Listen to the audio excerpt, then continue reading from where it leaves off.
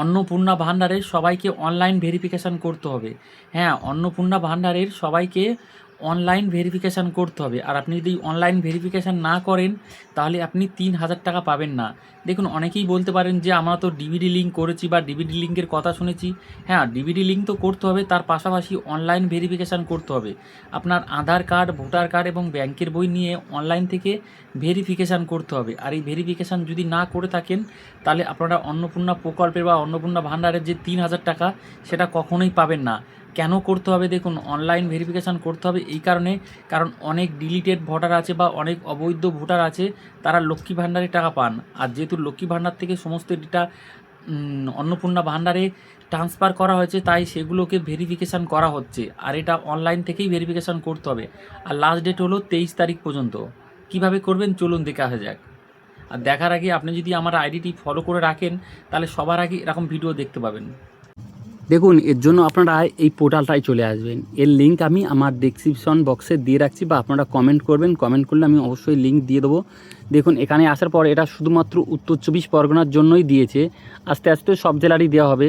তো আপনারা দেখুন, এখানে আসবেন, আমি জুম করে দেখিয়ে দিচ্ছি। দেখুন, এখানে আপনারা আপনাদের ব্লকটি সিলেক্ট করবেন। আমি দেখিয়ে দিচ্ছি। দেখুন, ব্লক সিলেক্ট করে নেবেন। ব্লকটি সিলেক্ট করে নেওয়ার পরে আমি ব্লকটি সিলেক্ট করে তারপর দেখুন গ্রাম পঞ্চায়েত। দেখুন, নিচে আছে গ্রাম পঞ্চায়েত। এই গ্রাম পঞ্চায়েতটি সিলেক্ট করে নিতে হবে।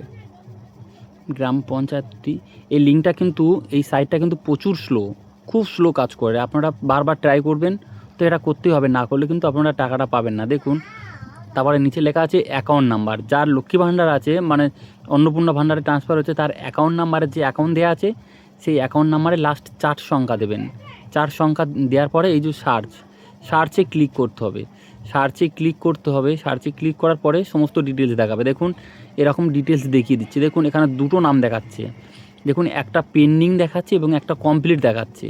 এবারে অ্যাকাউন্টের সঙ্গে মিল থাকতেই পারে, বাট যেটা আপনার সেটা আপনি ভেরিফাই করে নেবেন। আর এই কারণেই ভেরিফাই করা আছে। দেখুন, উপরে দেখিয়ে দিচ্ছি। দেখুন, এটা পেন্ডিং আছে। এটা আমার অ্যাকাউন্ট না, মানে আমি যে কাস্টমারে করছি তার না, তার জন্য তার পেন্ডিং আছে, আমারটা সাকসেস দেখাচ্ছে। দেখুন, সমস্ত ডিটেলস দেখিয়ে দেবে। এখানে আপনারা আধার কার্ড, ভোটার কার্ড এবং ব্যাঙ্ক অ্যাকাউন্ট দিয়ে ভেরিফাই করে নেবেন। দেখুন, সমস্ত ডিটেলস দেখাচ্ছে। যে কাস্টমারের দেখছি তার নাম, ঠিকানা, গার্জেন নেম সমস্ত কিছু দেখিয়ে দিচ্ছে। দেখুন, সমস্ত কিছু দেখিয়ে দিচ্ছে। আপনারা এভাবে দেখে নেবেন। দেখে নেওয়ার পরে ভেরিফাই করে নেবেন।